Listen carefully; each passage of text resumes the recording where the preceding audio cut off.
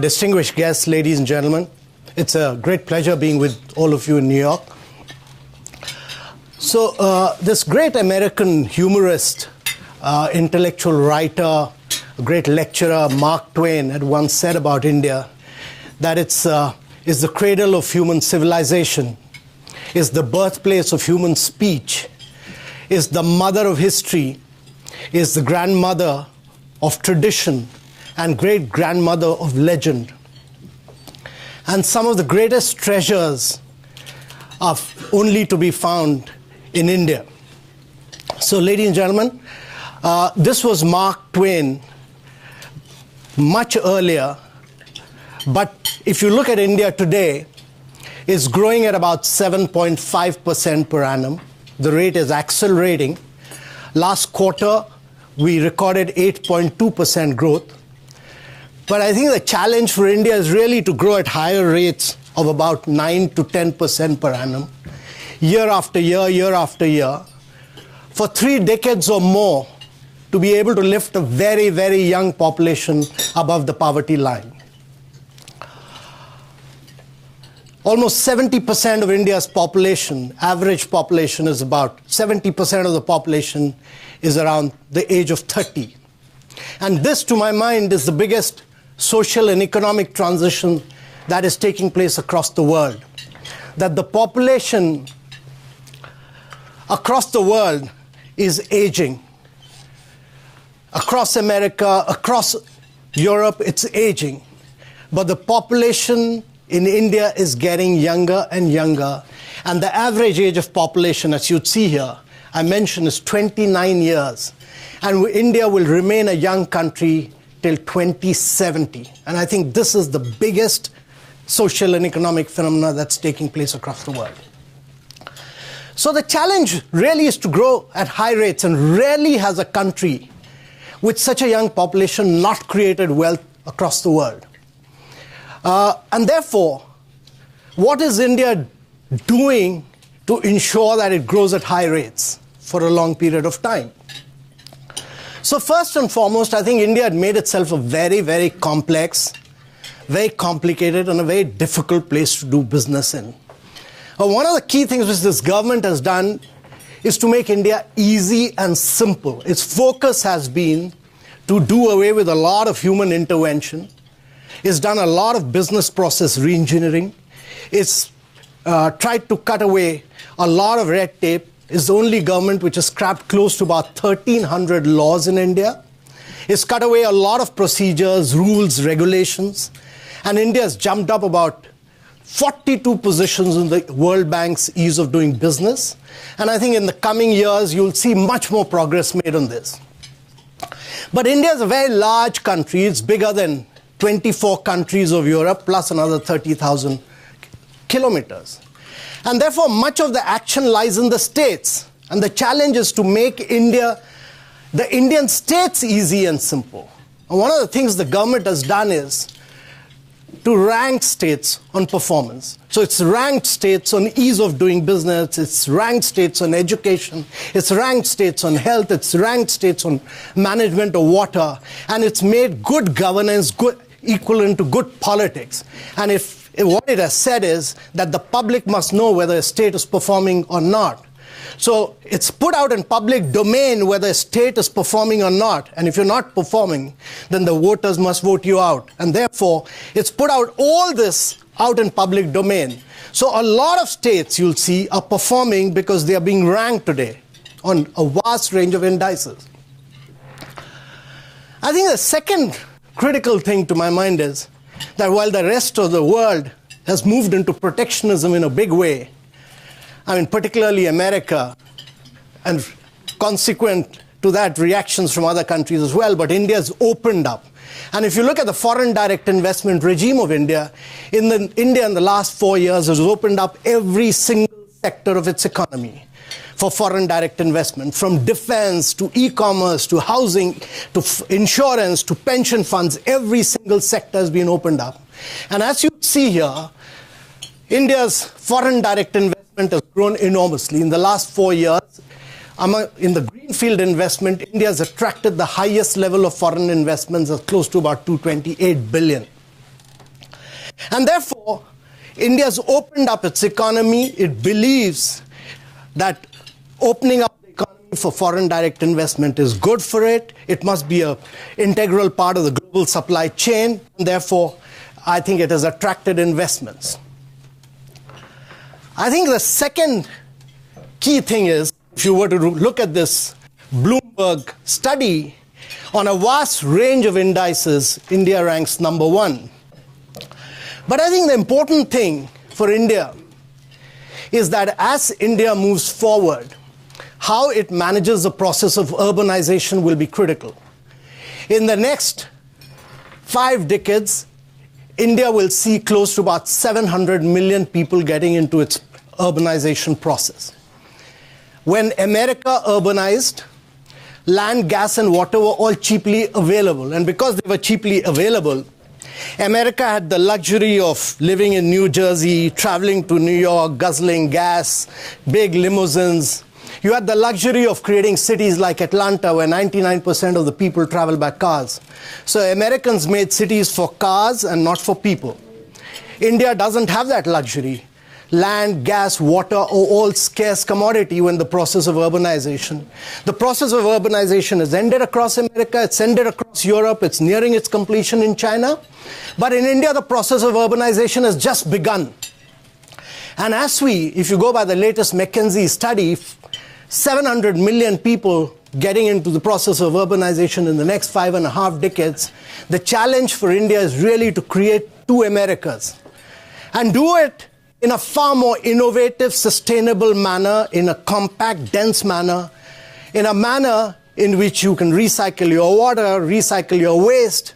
And therefore, truly the challenge is, how does India do innovative and sustainable urbanization?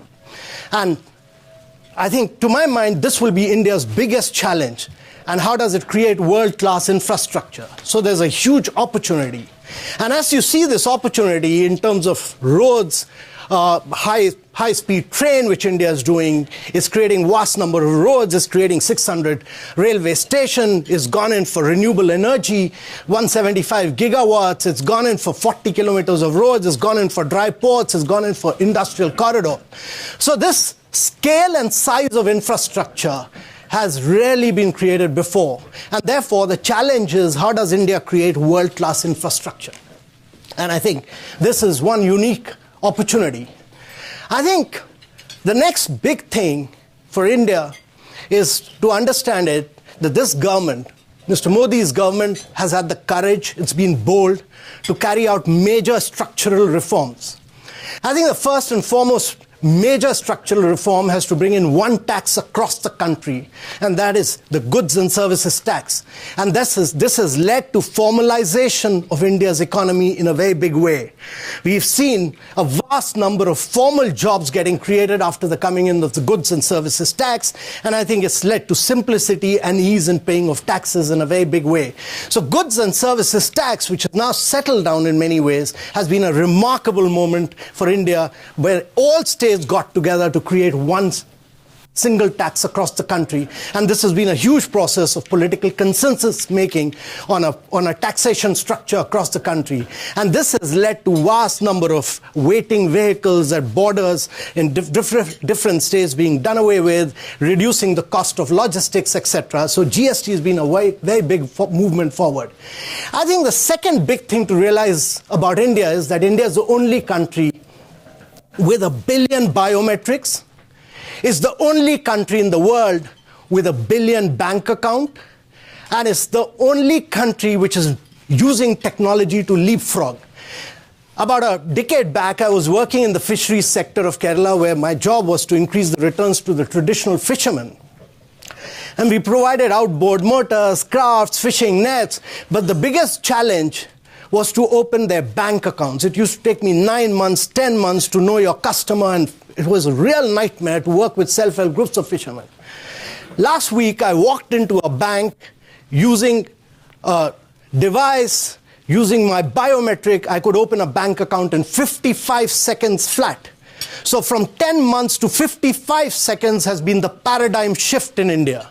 And I think government has used this biometric, what we call the India stack, the Aadhaar, to push through a vast range of reforms, and it has led to almost close to 500 schemes of India. India used to be a very inefficient, when I got into the service, India was a very inefficient economy because it used to transfer benefits for poor people from the central government to the state, to the district, to the panchayats, and a vast amount of leakages used to take place.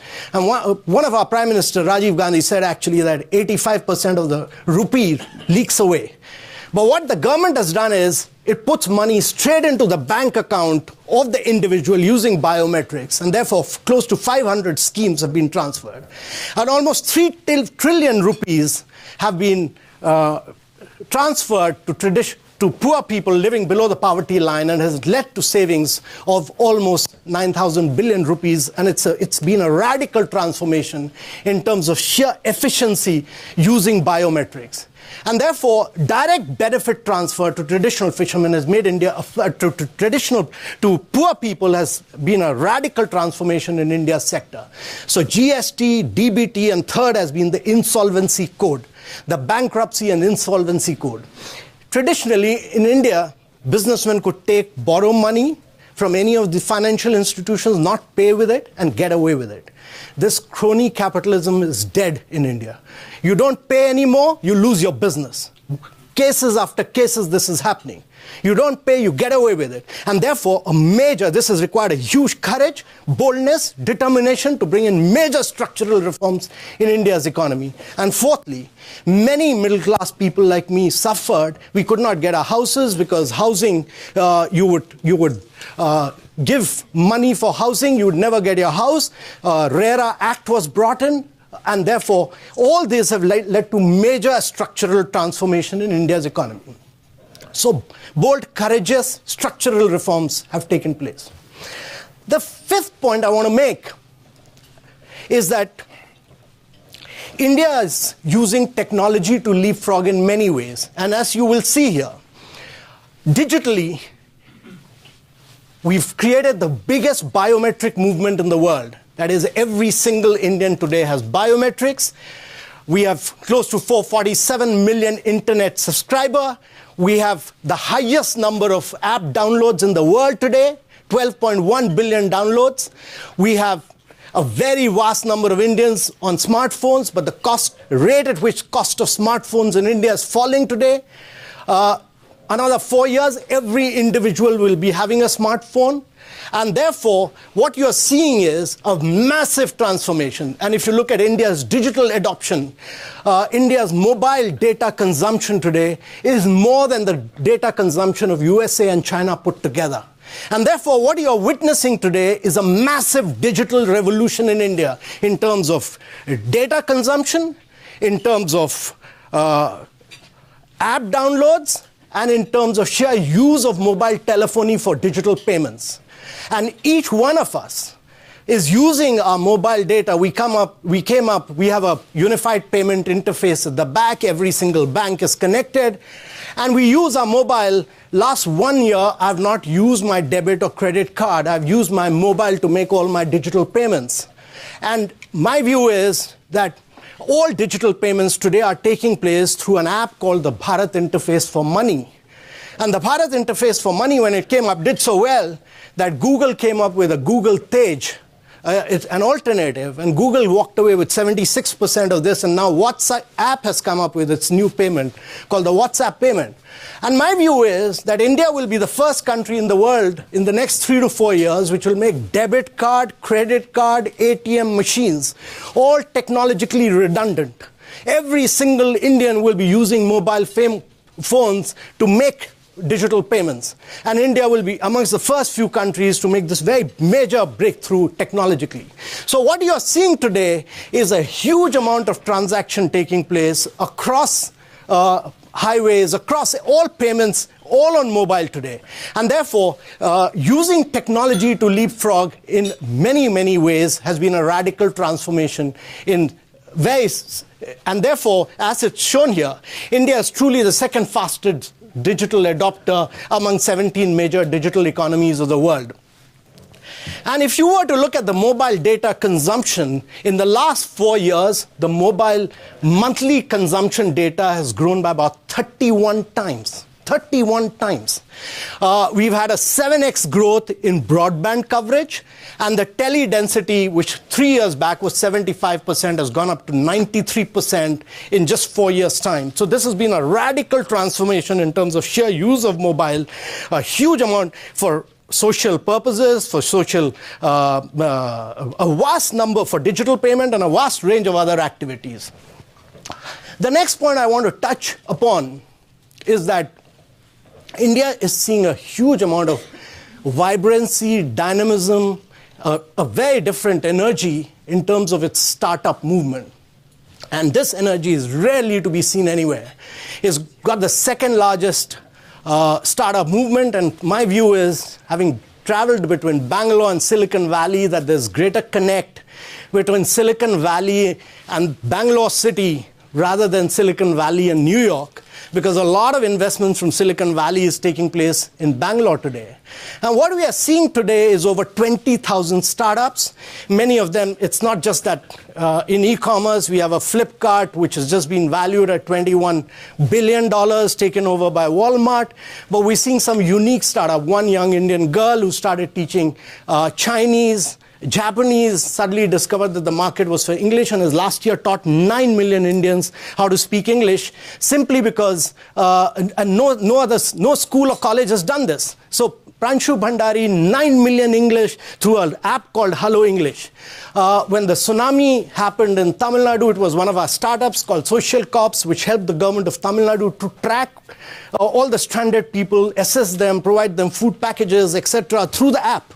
And therefore, what you're seeing today is radical. Or look at a startup called Baiju in the field of education.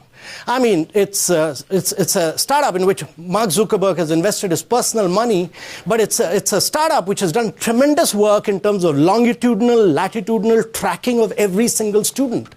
And therefore, what you're seeing in India today is we have a young boy called Ritesh Agarwal, and he's in 4 years' time, his inventory of hotel rooms is more than what Taj, what Oberoi, what ITC have. He has close to about 1,500 hotel rooms, which other hotel chains have taken over 50 to 60 years to build up.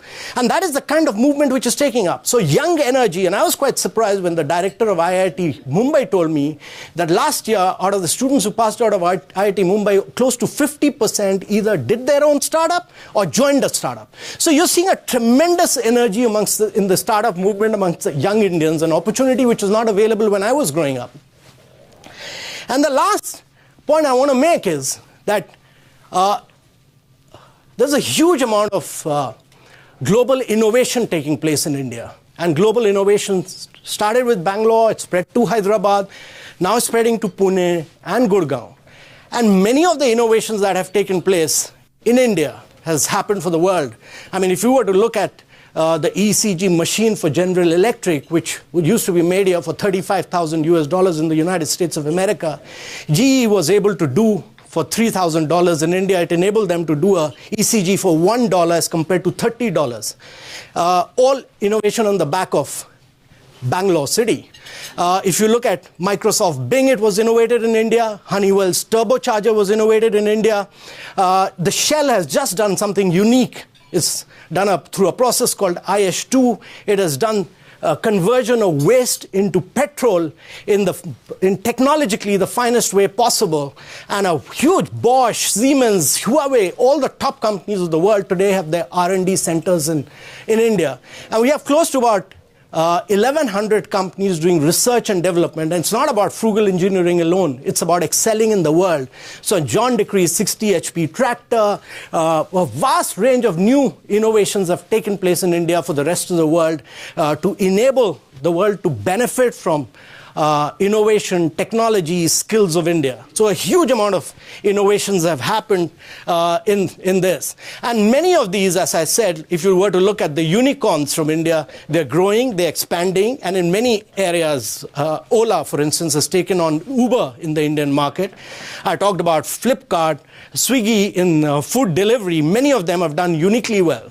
And if you were to look at Indian subsidiaries, they've consistently outperformed global parents. And I would give you the results here that they've done far better. If you were to look at Suzuki, if you were to look at Standard Life Insurance, many of them have done much better than the global parents. So what is happening in India, really? Indians are going digital. India is making business GST compliant. It's getting more and more formal. Indians are becoming data rich. And Indians will become data rich before they become rich. And therefore, you'll have a huge amount of data. And you'll have a huge amount of data on the back of mobile telephony. And this will enable Indians to do a lot of data analytics. They'll do a lot of machine learning. You have close to about 250 startups doing only data analytics. You have close to another 200 startups doing only machine learning.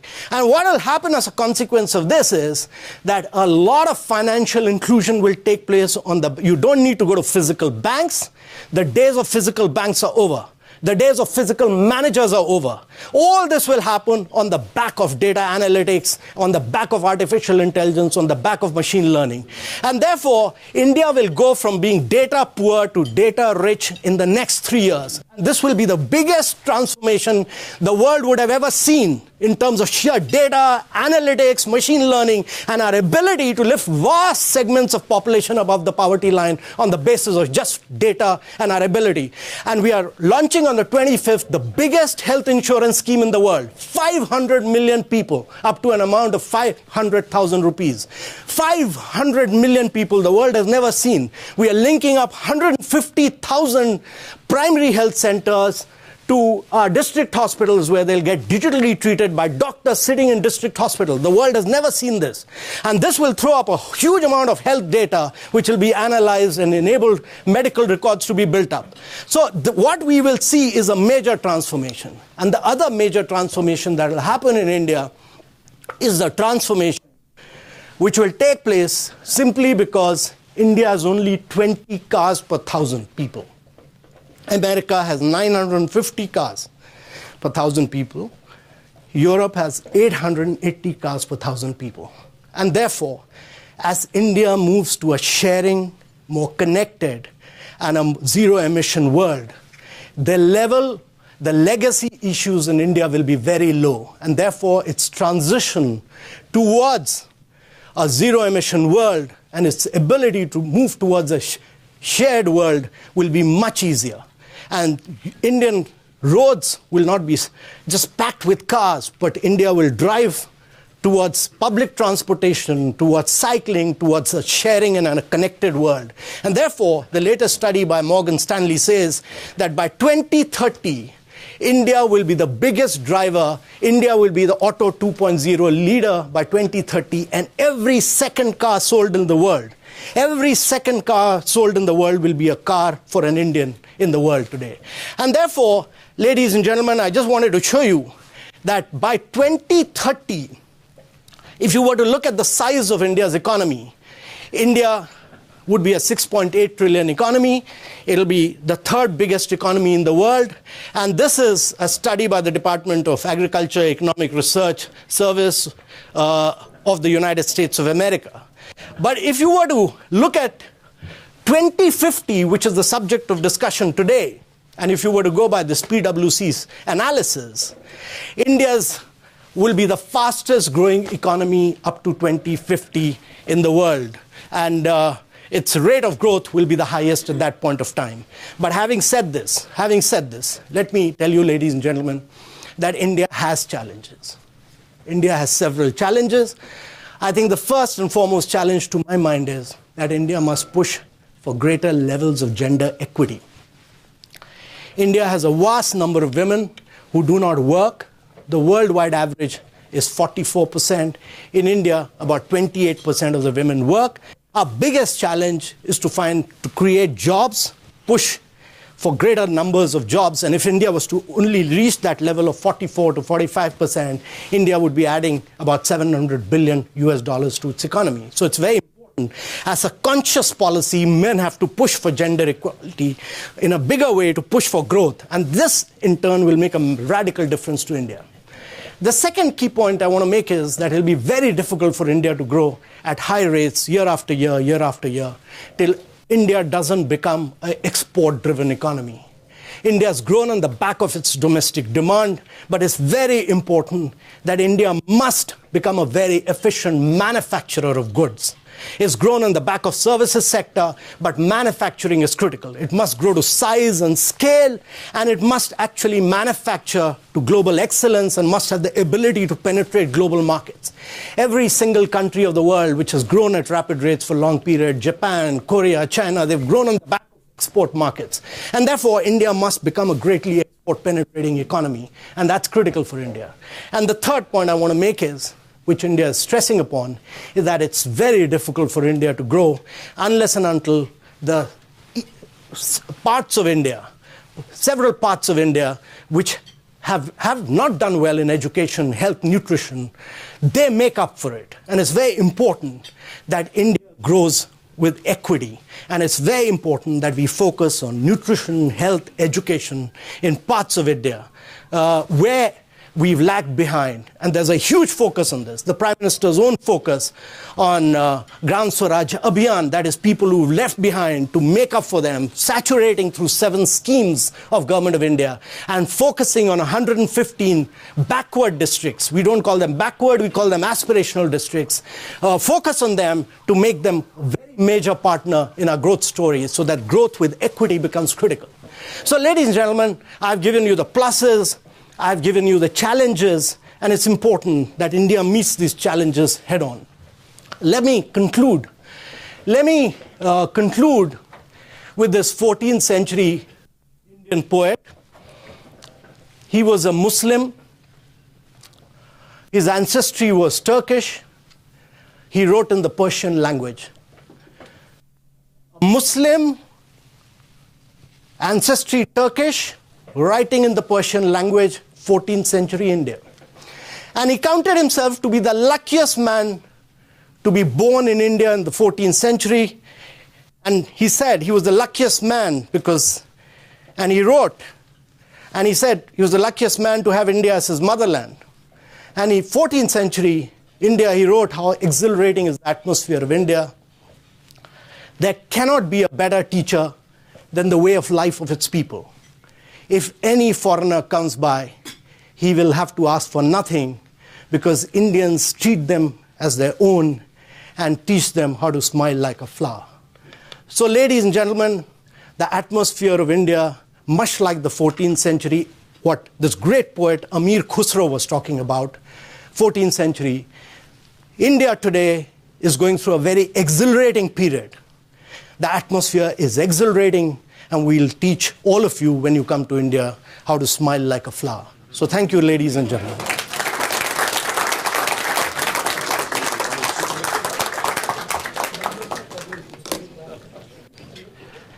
Amitav Kant, that was just a great presentation. Actually, great doesn't begin. You just used the word exhilarating. That may set new standards for exhilaration for a luncheon presentation, so we thank you. And beginning with Mark Twain and finishing with Amir Khusro, it was a great flourish, too. We have time for just 1 or 2 questions, if there are some. You've put a ton on the table. And why don't we just, I'm going to go with first hands. You, sir, and then the woman there. We have microphones. If you can keep it brief and let us know who you are, that would be great.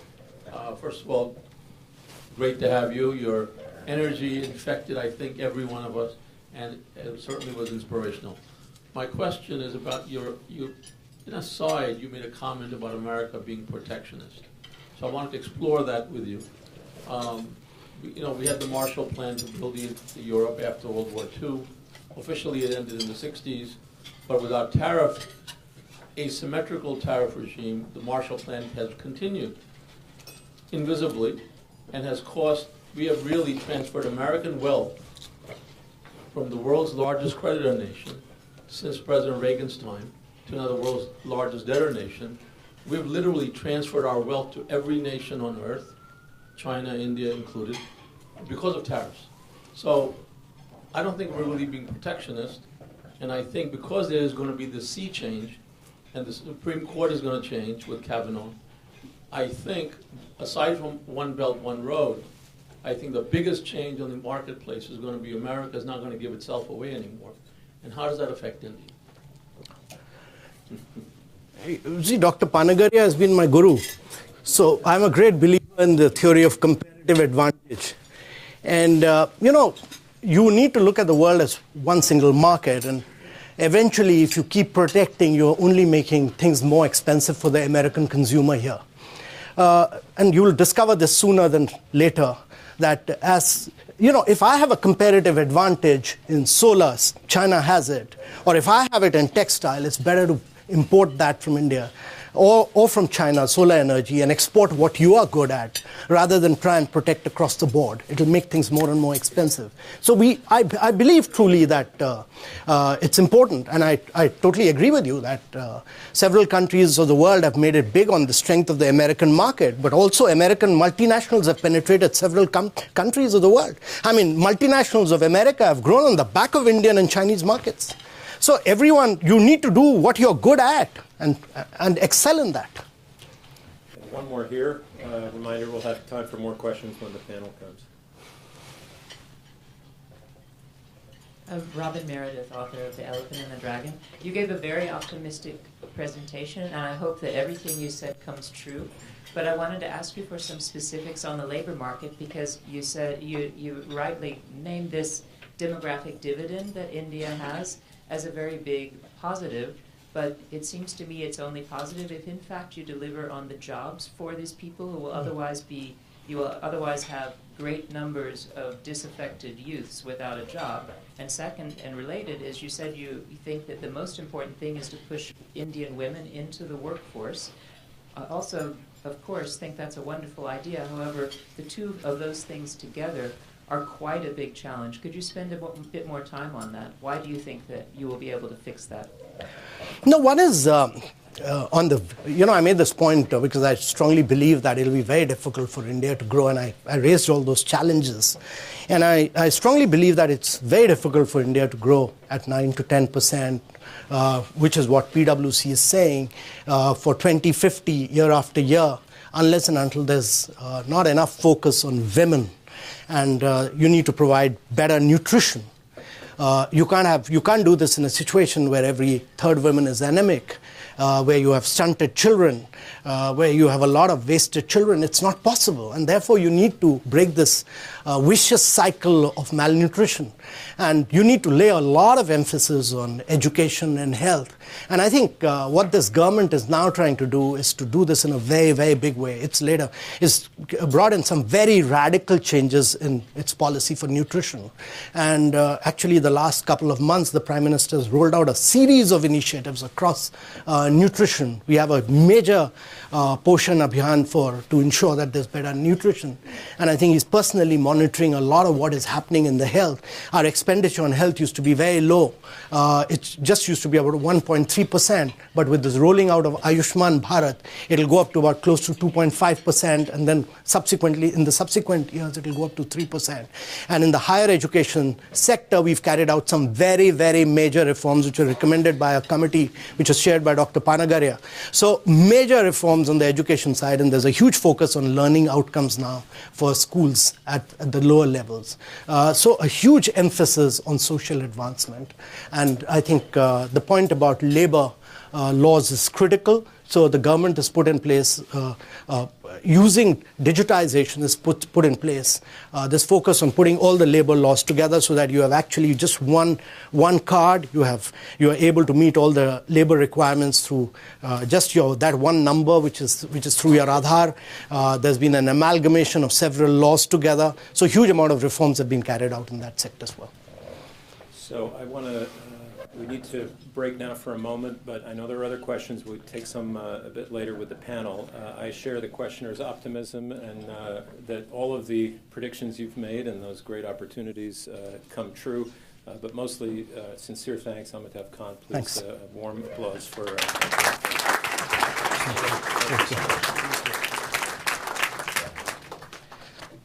Since we are starting a little late, and since we have such a distinguished panel from whom you will want to hear, I'm going to keep my role to the barest minimum possible. We'll start with about 35 to 40 minutes of discussion here, and then we'll throw questions. We'll throw to you in the audience for questions. We've picked a very ambitious topic, India 2050. That's a big time horizon. That's a nice round number. And we're being encouraged to think of what that India might look like. But since, as they say, past is prologue, I'll start by inviting our audiences to talk a little bit of the India of the past. And keeping in mind the youthfulness of the panel, we won't go 30 years back, but maybe 20 years back. I'll ask each of them to tell us a couple of things that if we had been sitting like this at a panel like this 20 years ago, and they had been asked to imagine the India of 2018, what are a couple of things that they would never have imagined possible that are indeed real in India today? So, Chip, I'll start with you with the foreign. I'm reminded when you sort of posed the question. There was a Rudy Dornbush, who's been an MIT economist, who said something akin to, "Things take longer than you think they will to happen, and then they happen faster than you thought was possible." And I've always thought India has a version of that, which is it's always gone through these versions of mood swings over the arc of time, where there's euphoria at moments in time that feel like everything's going to happen all of a sudden, and then there's these deep moments of deep despair. And the answer is always, in these things, tend to be somewhere in the middle. I would say more broadly, especially as we listen to Mr. Khan, I would say the biggest positive development to me in India has been the political, now what I think of as the political argument for growth.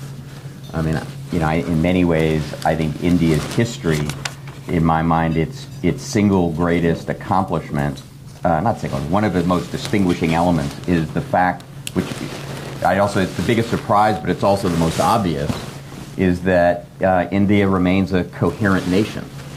I mean, if I look back at India's history and would say that one of the most unusual elements to it is it's been a remarkable exercise in nation building in what is a very difficult neighborhood. And you look back over that period of time, and the number of places that don't exist or exist in places that have much more true structural weakness to them, India doesn't. But I think its embrace of sort of I'll call economic reform broadly was always very halting. It was episodic. It was at moments when it was, quote, necessary. It was born of necessity more than it was born of a full embrace. And I'd say one of the strong positives of the current administration has been that mass political argument for growth, for translating what is the demographic opportunity, but recognizing it's not destiny, into what is real opportunity for people. And if I'll pick one example, even in a shorter period of time relative to all of it is, and I think Mr. Kant sort of referred to some of this, I think India is well on its pathway to having what might be the lowest cost digital payments infrastructure in the world. And had you sort of said that that's where this was going to happen, and it was going to happen in a government-inspired public-private cooperative dynamic, I don't think anybody would have picked that. And I think we're on the way for that to happen. Okay. Punita? I think the growth of the IT sector, and in tomorrow's world of artificial intelligence, India has rightly positioned itself with the growth of its IT industry. So that's my thing that I never thought that, yeah. Okay. Arun, what about you? So I would say if you look back 20 years, which is what you said, what are we surprised by today? That was intent of your question. I think the extent of Indian globalization and competitiveness we would not have predicted 20 years ago. IT is a good example. This was before the millennium bug, when suddenly Indian IT people were all over the world. That led to them then riding the dot-com wave and really getting more technology. So that's number one. Number two, take an industry like auto. In 1998, or a few years before that, really two cars on Indian roads, the Ambassador and the Premier, Premier Padmini, right? and it was a very uncompetitive business. They were very uncompetitive. And after the opening up, today India is the largest manufacturer of subcompacts in the world. It's an exporter of automobiles. The production of automobiles in India is just phenomenal. So I think that's an area where suddenly you would never have thought 20 years ago that India is going to be maybe the number 2 automotive manufacturer in the world. Yeah. I think already Chip and Amitabh talked about the use of digital. I don't think at that point we would have thought about that. And similarly, the amount of global R&D that's being done in India 20 years ago, nobody would have really anticipated that. A second area I would look at, on the political front, I think the level of India-US bonhomie and alignment, I don't think we would have thought about it at that time. At that point, India was not really thinking about the US in this open-minded, secure fashion. And that's very much something that happened over the last 20 years. Thank you. So then, now having started in the past, I'm going to throw to the future. Given what you've just said, each of you, I'm going to invite you to make the most extravagant prediction you can make about what India at 2050 might look like. Keeping in mind that in 2050 we will bring you all back on the stage and hold you to your words. Chip, where do you start? Bobby, that's so much immortality. No, Oh, come on, these are all young people. But Vinita's got a product for that. And Vinita has a product for that. We can all moisturize. Longevity. Yeah. I always learned, you give a number or a date, but never both. So, look, I think the opportunity broadly that everyone sees in India is perhaps the only other place we can name in the world that has the potential to create another $10 trillion economy. And, it's roughly, 2.5 today. And that pathway that is possible over the next several decades to grow at, high single-digit rates on a sustained basis creates that opportunity. It doesn't mean that it is, as I said, it's not destiny. But I think that is the possibility. And I think that obviously says something not only about India, but to the extent that is true, or close enough to true, that has meaningful implications on the world that I don't think yet we've completely thought about. Vinita? I think in the 2050, the world will be dominated by artificial intelligence, where India will have a major role to play in terms of the largest number of scientists, engineers, and also what will come to really be a very important part of India's spirituality. The wisdom that India represents through the centuries will be of such importance in the world that will, where the human element that India will bring to the table in tomorrow's artificially intelligent world, where, that's one observation. And the second observation is that we humans will be living very long lives by 2050. Longevity will be a key thing, and India is the founder of the ancient sciences of Ayurveda, yoga and meditation, which is really the science of longevity. And our ancient masters thought of this centuries ago. So we will be here in 2050. Oh, I'm counting on it. Absolutely. Arun, what about you? But let me pick up on what Chip said about the size of the Indian economy. I think 2050, India will be one of the top 2 economies in the world, just by the sheer mathematics of it, which actually takes India back to a previous point. I mean, frankly, as Angus Madison has pointed out, until about the early part of the 18th century, India was the second largest economy, if not the largest at certain points in time. So that's not new for India. But what does this mean in a modern global economy? I would like to think that since the United States and India are both founded on similar principles, similar ideals, I would like to think that there would be much more of a joint worldview between the two countries. Really, that India and the United States will share a certain dream, and that India will be one bookend of the Indo-Pacific, while the United States will be the other bookend of the Indo-Pacific. That's a good answer.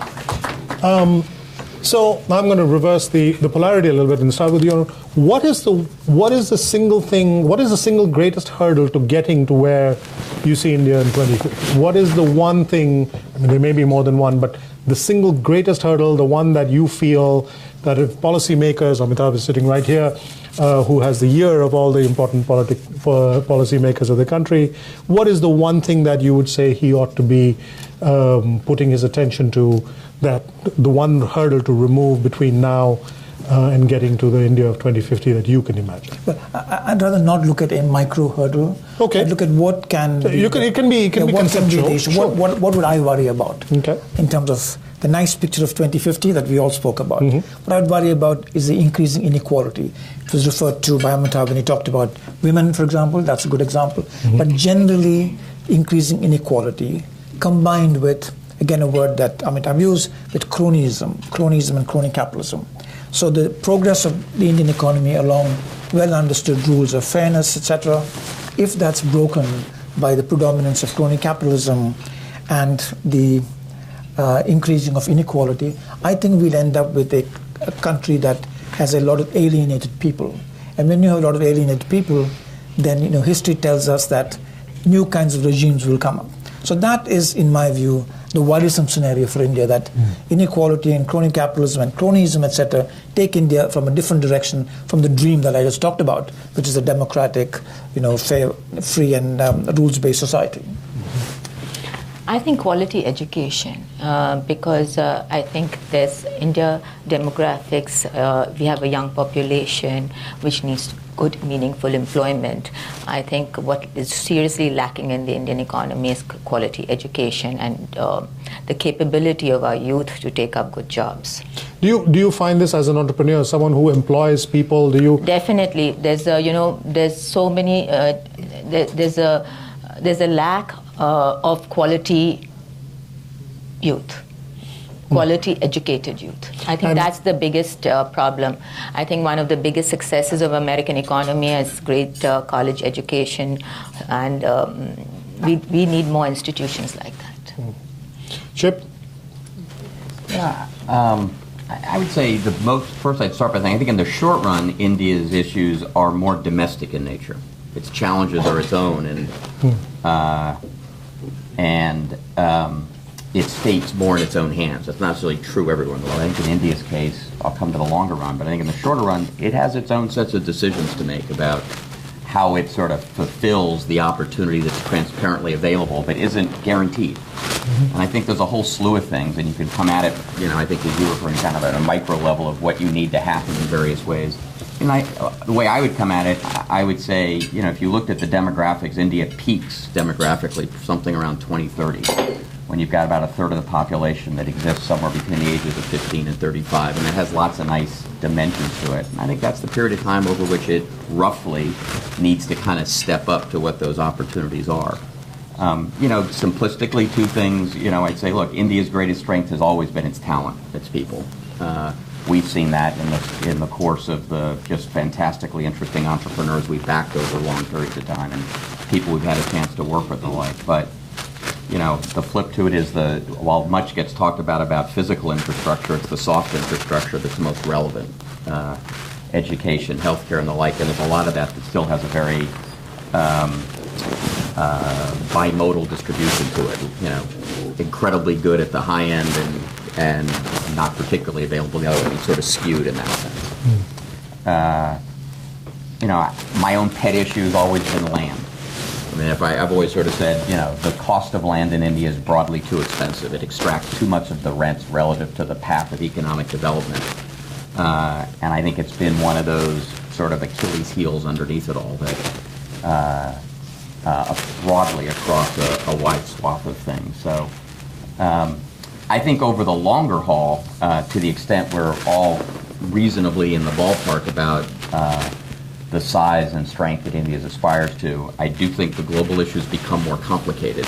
And I'm not as convinced the world is simple as somehow U.S. and India and this relationship that has lots of positive elements to it, but still is burdened with a whole lot of unintended consequence that kind of crops up from time to time. And, China's the obviously other important player in this dimension. And we're at a moment in time where it's actually harder to imagine some of the more positive outcomes to that chess game. So I think in that context, that's where the US-India connection could be a balancing factor. Certainly the U.S. would like that. Now, I'm glad you brought that up because it's a perfect segue. Now, what is the role that you can imagine or you expect the United States to play to get to the point that you were describing, where the U.S. and India are bookends of the Asia Pacific? Well, I think I'd go back to what Chip said. I think the real issue is domestically, how does the economy, how does India become a powerful economy by itself? So it's not so much dependent on the US. India has to harness its energies. And one of the things that I find in India, having gone back after 40 years in the US, is a tremendous energy of its youth. I mean, the people I work with, young, aspirational, energetic, wanting to learn, wanting to do stuff. So, I just have this sense that there's a lot of energy there, that people who visit India always comment on that. Somehow if we can harness all of that, it can get the best out of the domestic economy, can become a major economic power. Vinita, I'm sorry to make you the sort of representative of all Indian womanhood, but it feels a little inevitable. And I'd love you to address a point that Amitabh made in his speech, which is the low-level comparative to the rest of the world, especially compared to countries like China, of women's participation in the workplace. I mean, not only is the number shockingly low, it's actually declining. There have been a bunch of recent studies that show women are dropping out of the workplace in some sectors, which should be a matter of great concern for India's policy planners. Can you talk to a little bit of why do you think that is? If the Indian economy is doing well, India is modernizing, people are less conservative than they used to be, why are women dropping out of the workplace, do you think? I think for two basic reasons. One is the Indian woman is very family focused. When kids are born, you'll see a lot of Indian women leaving the workforce because they want to look after the children. They're very family focused. But come back later, or no? Then they just leave. Yeah, then they just leave. So that's one of the reasons. I think Indian women or Indian parents are more focused on the babies. What my observation is than the rest of my experience in other parts of the world. And the second being the ecosystem. The women, the infrastructure, the ecosystem, the safety of women. I think these are serious challenges, and I think if we have to make women more participative in the Indian economy, we need to see that she's more safe at her workplace. And you feel that this has gotten worse than it used to be? Yes, there has been a steady, the challenge has not been totally overcome. Chip, from your perch in Hong Kong and having your close association with Asia Society, you've had a chance to look at both of the two big giants, India and China, very closely. Now, they are not both apples or both oranges, and I'll grant that they're very different. But what is it that you feel that, if I were to ask you the lessons from China that India, being a democracy, being a more complicated place, that India can profitably learn from and apply, and maybe the other way around too? Well, I've always been a fan. I mean, we have sizable businesses in both places. I've never felt like life's a choice, and I think sometimes these questions around India-China always turn into this choose dimension, and I've never really believed that. In fact, I'm not really sure the two of them have a whole lot in common, other than they each mathematically have more than 1 billion people, but which, whatever, decent part of the world. But I sort of alluded to this a little bit earlier. One of the comments I've sometimes made is I think if you were to if you looked at it as a pure economic experiment, what's gone on in China the last 35 years is just unprecedented, right? I mean, you've grown somewhere from a couple $100 billion to 12 trillion since the early 80s. That is a just awesome sort of sustained economic growth over that part of the period of time, and has really completely transformed that environment. I kind of referred to this earlier. If I were to pick, India is a nation-building exercise, given disparity of language, ethnicity, religion in a tough neighborhood, is maybe its in some ways greatest achievement. So I think they've played differently in some ways. If I were to go to your core of your question, I'd say, without making a judgment about one or the other, but simply what they can take from other, a few things I sort of alluded to. I always viewed China as used land as currency to spur development. So the old style deals was, I want to go build a factory, government would give you land, create roadway, train workers, and that was the start. Whereas in India, the cost of the land extracts so much that it actually creates it makes an uneconomic activity in many cases to go do that. It's one of, not the only, one of the reasons you've also seen, I'd say, India hasn't created the mass kind of low-skill, low-wage labor that starts the income cycle strongly. And one of the other debates we haven't talked about today is whether you really can leapfrog beyond sort of a core manufacturing capacity that kind of creates that dynamic, if you will.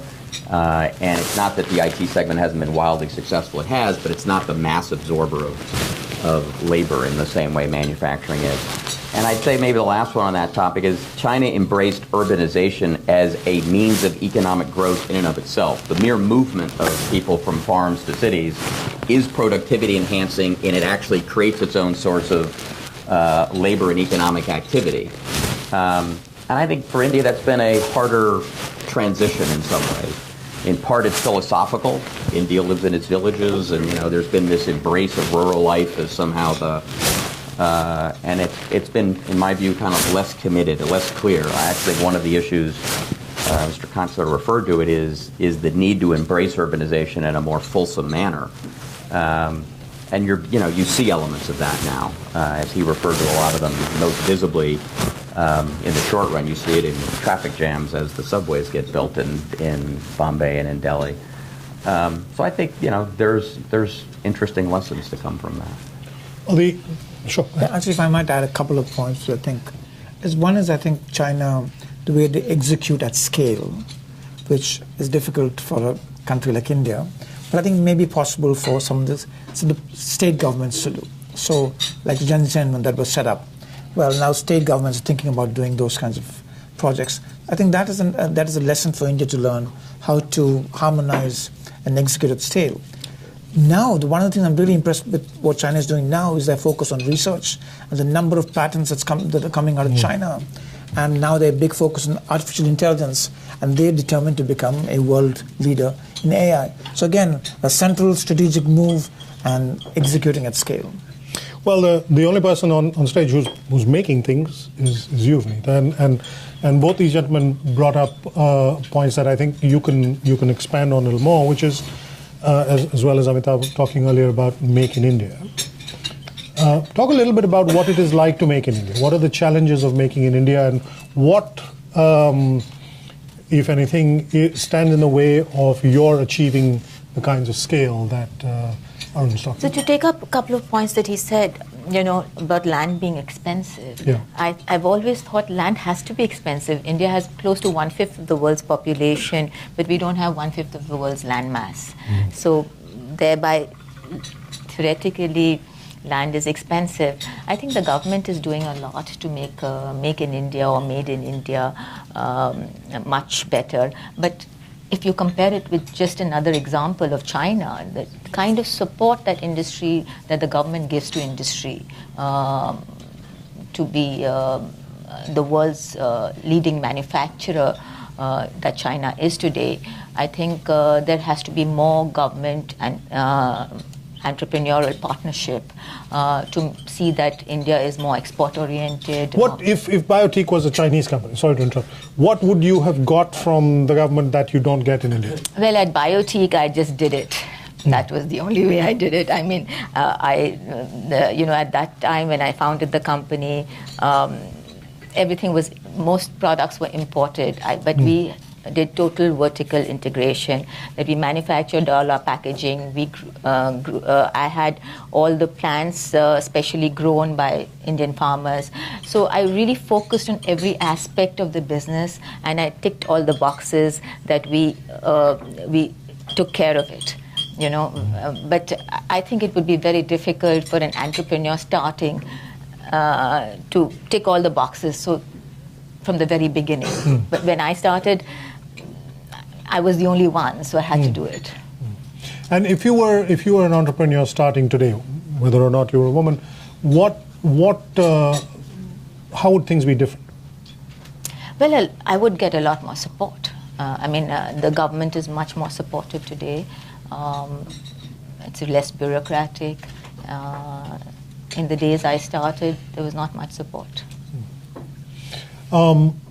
As the head of KPMG in India, you get to see corporate India very up close, and of course you can make comparisons with corporate America, corporate Britain, other parts of the world, to the extent that is that you can make any kind of fair comparisons.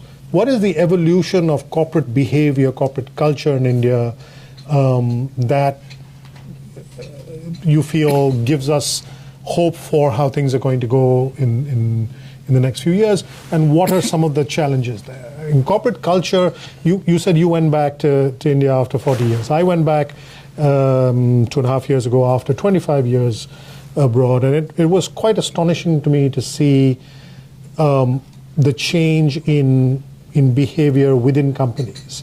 Can you talk a little bit about that? Sure. So maybe I'll break it up into two pieces. Yeah. One is on corporate culture. I think one of the strengths of India's corporate culture is that because they've been family-controlled firms, etc., a culture has grown up where people do take a long view. They aren't compelled by a quarter-over-quarter view. So I heard the story, for example, of an Indian conglomerate that bought a very large US company. And I met the CEO who had been headhunted, and he was coming out of Ford, and he said, and he told me his conversation was, he talked to the Indian entrepreneur, promoter, as they called him in India, and said, what is your time horizon? When are you going to flip this? And this person looked at the executive and said, I'm far younger than you. It's not going to be flipped in my lifetime, so you don't have to worry about it.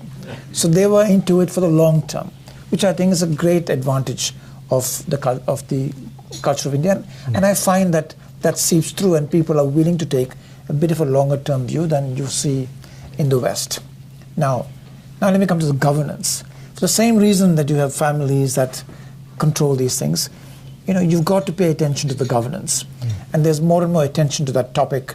I happen to serve on the Uday Kotak Committee on Corporate Governance, which really tried to figure out how do you make sure that you can enhance corporate performance, at the same time protect minority shareholders. So that's an ongoing journey. The good news is that SEBI, etc., are pretty much focused on that topic. I'll just add a couple of things. If I were to think back to your original question of what's changed the most over the period of time, I think back to some of the early conversations we had in the mid-'90s is capital was largely available to those that came from privilege. So either had privilege or you had access to it. And today it is much more widely available. And so, you heard the discussion about the entrepreneurial sort of spark running through it. And I think we see that. I mean, there are people now who don't necessarily have to come from something to dream of something. And there are means by which they can raise the money to kind of make that happen. And I think that, to me, has been one of the meaningfully big changes. I think the flip to it, which was also kind of got referred to a little bit, is the change as a result of the bankruptcy code stuff that kind of shifts the spectrum to creditors away from debtors is a big deal, a very big deal. And in the short run, it brings with it some amount of pain. It's one of the reasons you can look at some of the sclerosis in the banking system and make some argument about why there's not this CapEx cycle that we've all talked about for a while. But the flip to it is, those things don't happen easily. That shift is the idea that people now need to be responsible for the debts they create is a mindset shift, and long run it will serve India quite well. I mean, you played a big role. Private equity has played a big role in professionalizing thinking about corporate management. I remember, for what it's worth, I remember actually early having some conversations. Private equity, when we first got there in the mid-'90s, wasn't very well known. And occasionally we try to go describe it, and we talk about, we want to find talented people we can grow and build businesses with, and we're not banks. We want to invest money into the business. And we had this great pitch, and I'd say occasionally after sort of having given it, we'd meet someone and they'd say, that's great, sounds really good, I'll take some of that. Now, I'm not going to give you any shares, you understand. You'll be like, all right, we really didn't do a very good job here. So these days it shifted quite a lot. Okay, now we're ready to take some questions from the audience. Same rules as before. Please raise your hand so I can see you. When the mic comes to you, please identify yourselves. Please keep the questions as short as you can. And to the extent possible, ask questions specific to one of the panel rather than questions that they each have to address individually. Over here. Just a second, the mic's coming to you. Hi, this question is for you, sir. As could you please identify yourself? Okay, I'm Dr. Bhattacharya from Sloan Kettering Cancer Center. That's my bid already. No, but one of the things that you addressed. So one of the things that as we are getting into the fourth industrial revolution technologies, especially AI and all these, data security is a major issue. And then if you can just address either you or anyone else. And primary education and secondary education, especially science and technology and in fourth industrial revolution technologies, should be the focus with analytical thinking. That should spur the economic growth in rural, urban So that's areas. a very wide band of things. So when you're talking about security, are you talking specifically of digital security? Yes. Data security? Yes. Well, without you, that's, I think, probably something that... Yeah, well, we do some work in that space. Oh, there you go. But there is a lot of movement in the policy area, with the committee recently having been set up called the Sri Krishna Committee, Yes. that has come up with recommendations for a data privacy law. And the thinking of the government, there are three pieces to it. One is what has Europe done in the GDPR area, so taking the best of that. Then the Reserve Bank has its own views on financial data. And then the whole Aadhaar stack, which I've talked about, promotes a lot of approaches to data. And the Aadhaar stack, that whole philosophy is that the individual owns the data. So, Are we going a little backward? Should the law not have been there before Aadhaar and things like that? well, when the GDPR come in, frankly, both Europe, US, everybody's trying to catch up with the technology. So, Other questions? A question from the lady there, and then afterwards from the gentleman over here. Hi, I'm Nancy Vardy. I'm from India. I've been here 12 years. I work for KPMG Real Estate. And good. You spoke about land in like land cost in China versus land cost in India versus China. In China, I know that you cannot own land. The government owns land. You can have like leases for 70 years or something, but you don't own. But in India, people own land. Do you think that is a kind of disadvantage for India or China? Do you see since land being so expensive in India? I wouldn't argue the issues of freehold. I mean, I've got the legal structure. Lots of places around the world have sort of different dimensions of it. I was getting more at the economic cost as you think about anything from infrastructure build to where I put a factory to how I build out a retail storefront, to whatever it is. I think the higher cost of land, in my view, sort of forces businesses to a more upscale place. It makes it harder to create more kind of lower income product in anything you pick, and that doesn't necessarily, in my view, serve India well. Again, it's my pet issue. I don't know if it's the end all and be all, but to me it does sit at the heart of a lot of things when I look at, why doesn't India create mass, housing, hospitality, elements of the urbanization infrastructure agenda or manufacturing? That's a big issue, and not only the cost, the time it takes to get the land you want. It's a huge issue. Really touched on something important. Well, certainly in the infrastructure, if you're trying to build things, that's going to get in the way. I would say, just to have one positive point of view, since a lot of people in New York, we've all lived through the 2nd Avenue subway and the subway extension over to Hudson Yards. I did something recently at the back of the envelope. So India is now building subway systems in both Delhi and Bombay at approximately 5% of the cost per mile. And faster, too. Of New York City. So. And a lot faster, which is quite remarkable. Now, that's a good thing about India. Maybe it's not so good thing about New York, but... Rajiv Chowdhury, president of Sansara Capital. My question is about jobs. One of the nice things about India's growth rate of 7% is that it's one of the highest growth rates in the world. The other side of it is that it's been almost a jobless growth. So, good news, bad news, the economy is able to grow at something like 7% without creating jobs. And the question that I want to ask is, yes, the skill development is important, but in a world that is, as we talked about earlier, is closing out, or at least the scope for world trade is shrinking, how will India generate the jobs to absorb 500 million plus people in the next 25, 30 years, especially, you can raise the skills, but you also have AI and automation that are going to be working against job creation. So what will these people do? Well, I would say, first of all, the data on jobs is very suspect. If India is growing at 7%, surely productivity is not growing at 7%. So if productivity is growing at 3%, then jobs are being created for the other 4%. So I think you've got to be a little bit careful when you say this is jobless growth. And I would actually turn to Amitabh. So that's my first comment on that topic. But otherwise, yes, it is skills development is a very big issue. And a lot was said about that here. But maybe you want to talk about this because there's a lot of... Could you get the mic to Amitabh? He didn't ask if he wants it. Well, they're good friends. So Bobby's just trapped me. So the latest EPFO study shows that India's, if you go by that data, it shows that India is creating about roughly 8 million jobs a year. The problem is not about jobs. It's not about unemployment. It's about low levels of wages and of underemployment. So you need to create better quality jobs.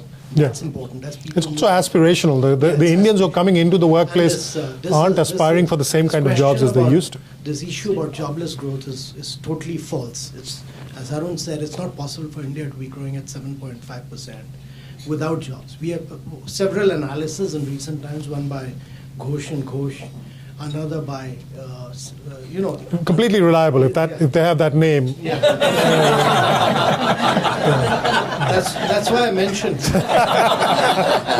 I was pretty sure moderator would appreciate it. For a civil servant, you're a very good politician. And several others in recent times have established that adequate number of jobs are getting created, but wages need to rise up in these jobs.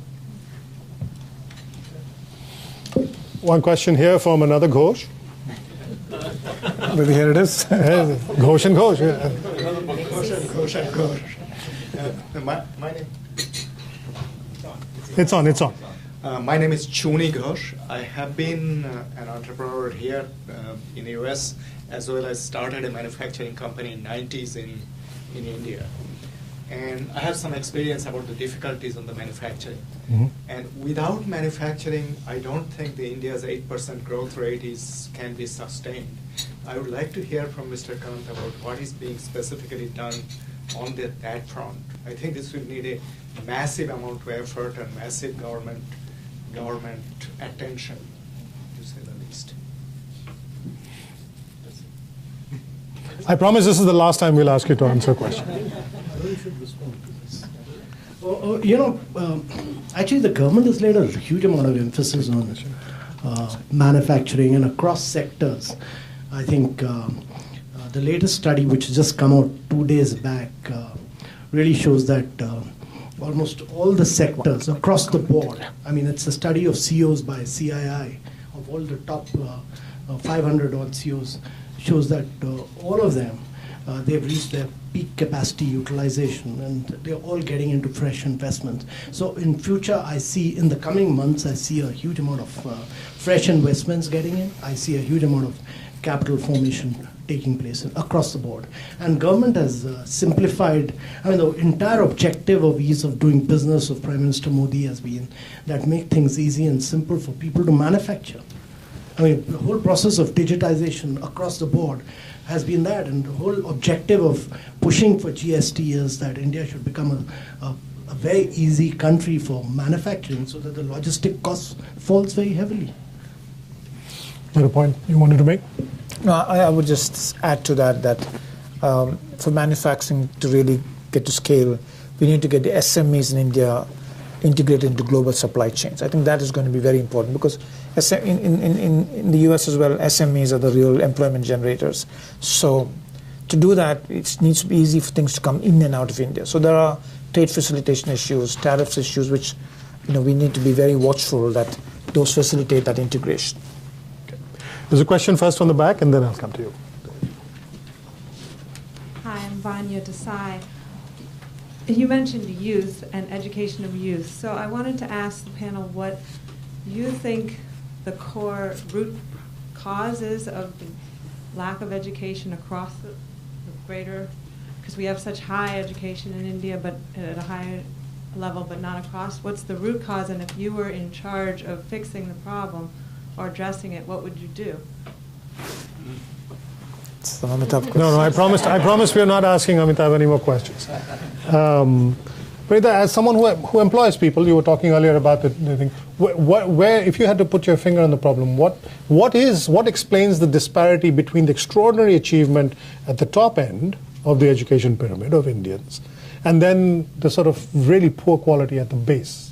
I think it's the lack of quality teachers. It's not one problem. If you go to some of these rural schools and even schools in metropolitan cities, which are a B or C class, lack of infrastructure, lack of quality teachers, lack of just about everything that makes a school or a college successful. We have the top tier, and then the middle layer is not so much.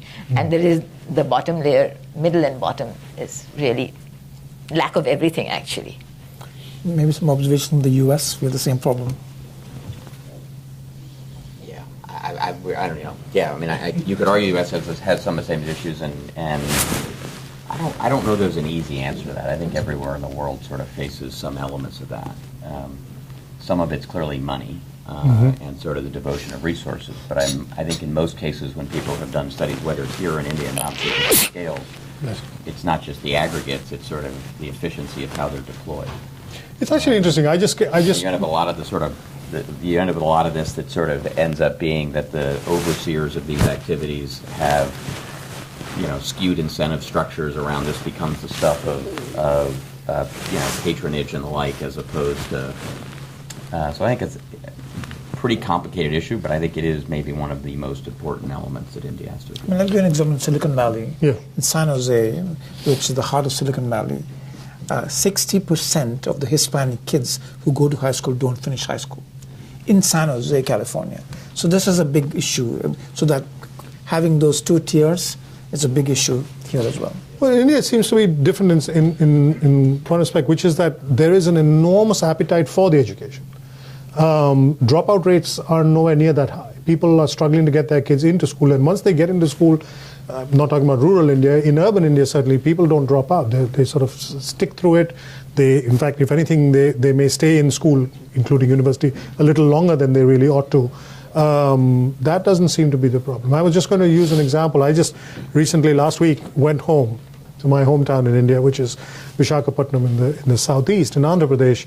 And I hadn't been home for a very, very long, many years. And so it was quite instructive to me. When I was growing up there 30-odd years ago, he lied. There were like 3 decent schools that taught English language education. Now there are 15, 20 even, and some of them are international schools. Some of them are, Delhi Public School has a branch there. There are local schools that have come up. There's a huge demand for seats. Actually, that seems to be the problem. That this has become a transaction between people providing seats and people wanting to buy seats. It's not so much about the education. It's about just admission. And to the point that you were making, there are now 15 schools in my hometown, but the pool of teachers has not significantly changed.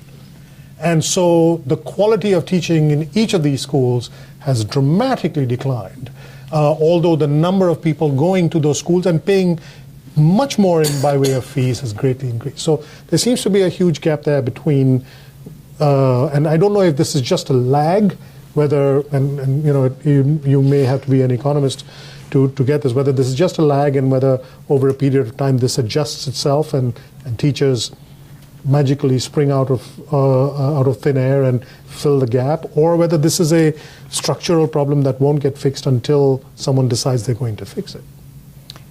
My own view there is that it's probably a lag. So Vizag, as you mentioned, I was in Vizag recently. Frankly, I was quite inspired because Vizag had been to many, many years ago, and the Vizag of today completely is very dynamic. Yeah. People want to do fintech, they want to do blockchain. It was just quite amazing. And the quote, academies to teach this and that. So, but the promise and the fulfillment, there may be a lag. But I was encouraged by the fact that people are thinking ahead. And you're right, there will be a lag in terms of capability. Any other questions from the? There's a question. Bobby, I had a question. Oh, forgive me. No problem. Apologies. I have a political You and then. question with economic consequences. As long as it's not from As Amitabh. all politics does. The Assistant Secretary Arun mentioned about the bookends, and Amitabh also mentioned, without saying bookends, about the underpaid workers, which of course is a problem we have in the United States as well, identical. So my question is this. Secretary of Defense, for example, recently, a year or so ago, changed the Pacific Ocean to the Indo-Pacific region, which is huge military it's a huge military statement, essentially intended to the South China Sea problem, with China in particular. Will India accept this opportunity that the United States has put on the table, although with even the recent 2+2 meeting that occurred in Delhi, that there be a kind of a collective move forward economically, in a collaborative way, not just capitalistic way, but in a collaborative way? Well, I think we have an Indian ambassador in the room who's better qualified to answer this than me. I'm happy to include something, absolutely. Give the man, give the ambassador a microphone. Sandeep, you want to take that? No, Sandeep, come on. You can. Absolutely. Absolutely.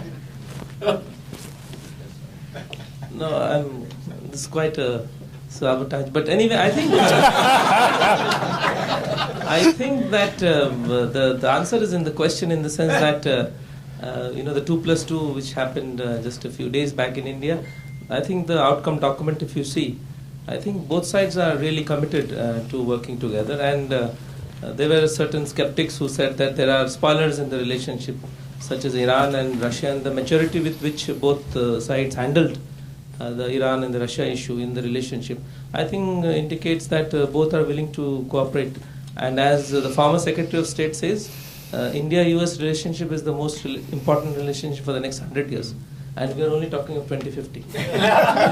No, and if I can, it's not my brief to answer that question really, but it's something that occupied my thoughts a lot when I was in India, and so whenever I got a chance to speak to anybody from the defense establishment in India, I always raise the question, and my own view is that this will turn on how the United States postures itself in relation to India, and so far it's doing pretty well. India is historically very proud of its independence from sort of big power dependence. And there's still a certain amount of hesitation and skepticism. There's a reluctance to become part of the American sphere of influence. India wants to engage with the United States militarily, certainly, and in every other way, but wants to do so on its own terms. And historically, the US has not really had to deal with that kind of a situation.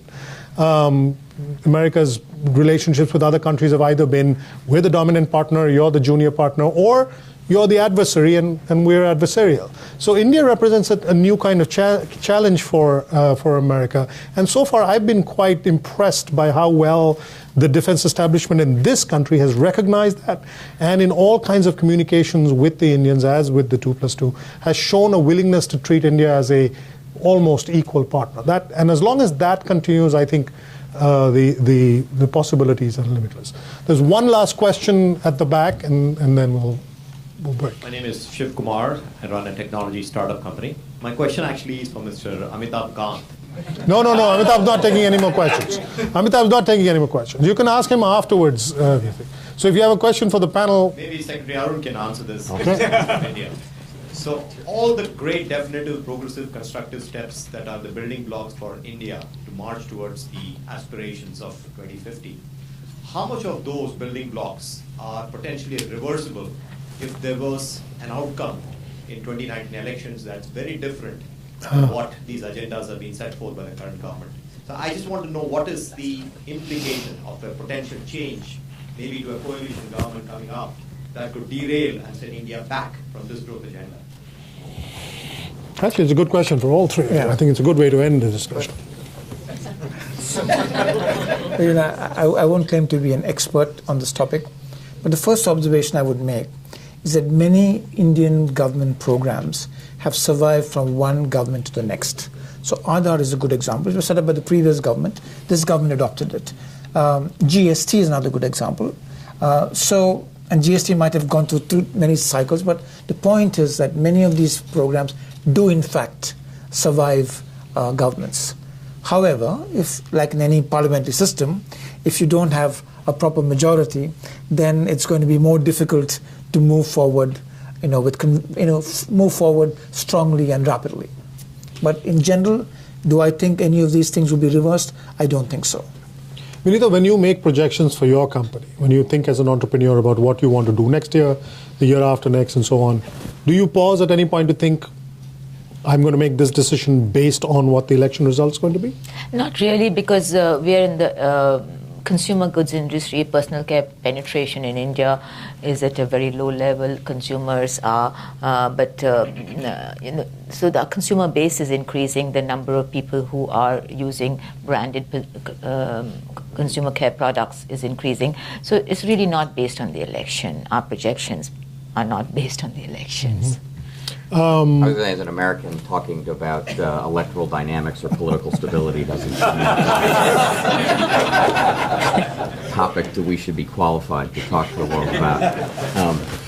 But I know we're coming to the end, and I hope we'll get a chance to say anything. Just as a long-standing supporter both of Asia Society with deep roots in it, I want to just thank everybody from the Asia Society for this whole season of India activities.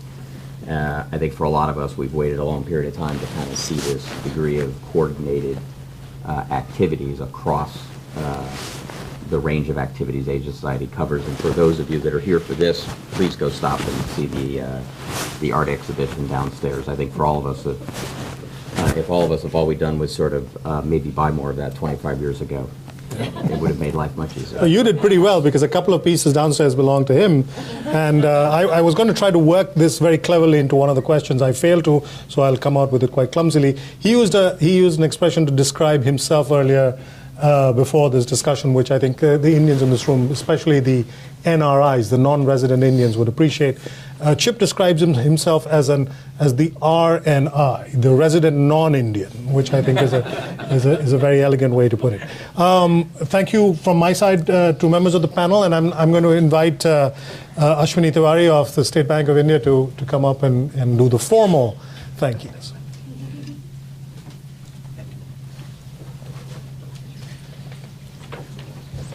Thank you, Chip, for making my job a little easier by thanking Asia Society in the beginning. It's a great start to the whole season of India. I was attending a conference in Beijing 2 years back. This was a US bank holding a China conference to do it every year, so some of you may guess that. But one of the hedge fund guys from the US made a comment.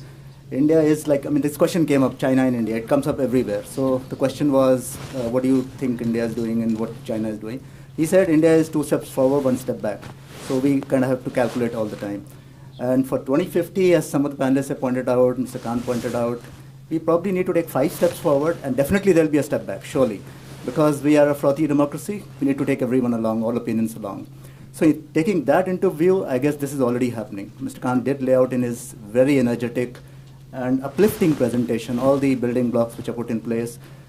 Many of us know this, the young population, etc., but the kind of data points he put out, that is 2070, the 2030 figures, those were very, very revealing. So thank you, sir, for such a wonderful presentation. I also want to thank all the panelists here, starting with Chip Khai, Vinita, Mr. Arun Kumar, and Bobby. His simple questions were really enough to throw everyone off guard. It's just simple, direct questions, but yet it brought out so many unique perspectives, I would say, from the panel.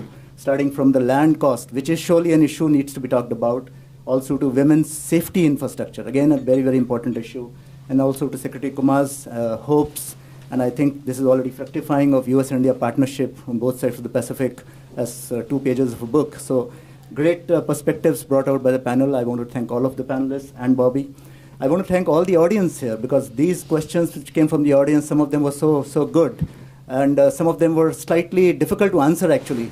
So therefore, thank you all for being present. It's a long afternoon and asking such great questions. And again, I will finally thank Asia Society for organizing this, starting this off. Tom, thank you for setting the ball rolling, pointing out the bell is still the way to collect people here, despite all the digital talk. So great afternoon to begin this. The exhibition is down below, as Chip has pointed out, the Modern Progressives. It's a great exhibition.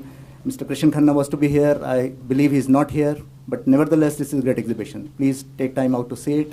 Have a great day ahead. Thank you. Thank you. Thank you very much.